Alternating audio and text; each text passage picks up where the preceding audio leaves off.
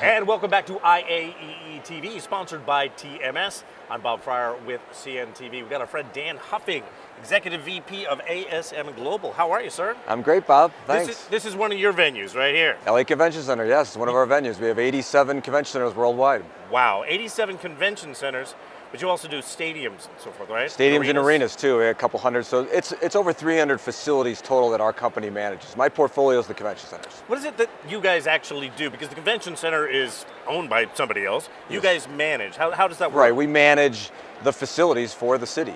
Okay. So that we work in. So we manage the facilities, we support staff, and we support the bottom line, the budgets, et cetera. So operationally, the functionality, everything that goes on inside the convention centers, our employees that put it all together for the city. Do you go through whatever event this is? This is Expo. Right. Do you go through Expo to make this happen? We do. Okay. Yeah, we That's how it support works. operators, the convention centers, the requirements for the show, what they need in order to help it produce and happen. You know, I've been doing this part of the job for a couple of years now, and even in that short amount of time, I've seen some changes happening in the way that events are put together. Sure. With the rapid increase in technology and all that, are events and convention centers needing to adapt themselves to all these changes? Yeah, there is. So what you have going on right now, post-COVID, was a resurgence of the experience itself. Okay. Especially the millennial and Gen Z, that group which is fast overtaking the rest of us in the marketplace. Yeah. They want an experience. And a convention center can't just be a gray building, box that landed in the middle of a city. Yeah. It has to have some style, it has to have some pizzazz, it has to have an experiential part of it. We can't just let everybody else do the experience. We have to get involved, and we have to up that game. What goes into that? What when you say the experience? I mean, looking around at all of these booths, they're all being very, very creative. Yeah, a lot of people have got games and stuff, but that's their end of it. That's their end From of it. your end of it, Yeah. What do you have to do? Think like lobby areas, large spaces that maybe isn't required to have huge registration areas like we used to. Yeah. So what can we do with those areas? Okay. Right now, like in LA, just outside these doors here, there's an area that's designed for people that still do business while they're at the show. Because the world is now, it's not work-life balance anymore, it's just life, Bob. Yeah. So we got to figure out something. I might be on a FaceTime call with my son on the way into the show, and then I got to deal with what's going on at the show, and then my boss needs to have my weekly Teams meeting with my staff. I got to do that. And so you're looking for places to continue to do business while you're at the show. Otherwise, you'll leave the show and go to the hotel to do your calls and your other work, and then you might not come back. Oh, I gotcha. So we got to create spaces and areas for people to do business that's outside of the normal, I'm just attending the trade show. I'm curious because a lot of things that I talk about with people who put on events and so forth is AI, sustainability. Is that one of the challenges that you're facing as well? Yeah, I think so, but I'll tell you, sustainability is a really important part of the future. Honestly, we're a wasteful industry.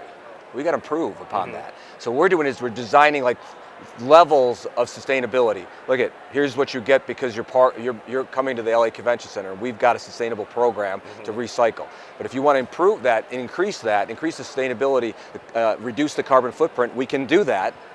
It'll cost some money to do that, but we can give you this, and then we can also bank that up in a higher realm of activities if that's what you want to do. Do you ever go to an event organizer or something well beforehand and say, look, if you want this to happen, to be sustainable, you need to tell us now, months and months before you start putting it in? You really do, because carbon neutrality is not a pipe dream, it's a reality. You can do it, and you can do it with your event, but you've got to you have to have the budget to do it, to support it, and then you have to have the people that drive it home. Yeah. Dan, what are some of the trends that you might be seeing maybe 3 to 5 years from now that you think people will be talking about? Food.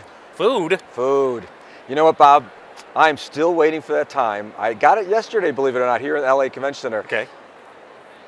Honey, I was at a convention center and I had the most incredible meal of my life. Now that's what I want. You laugh, right? Yeah. That's what I'm going for.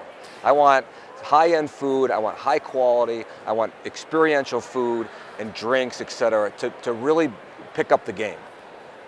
I got to agree with you because my daughter used to play volleyball, and at the Orange County Convention Center in Orlando, yeah. they made these little quiches with eggs and bacon and stuff. They were the most delicious things. See? Oh my God! I went to every game just for that. And you know what? Volleyball, cheer, dance, those things have really come back into our buildings post-COVID. They were the first thing to come back, and they require a certain type of cuisine.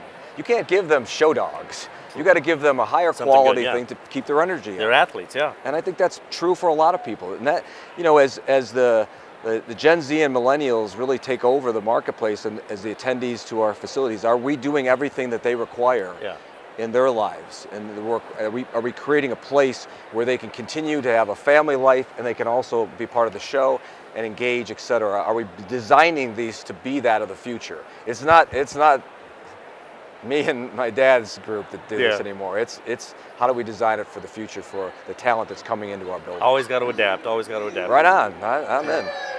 Oh, people are having fun. See, it's always the attendee experience. Yeah, is good. It's a hot experience going on at LA Convention Center this week, right?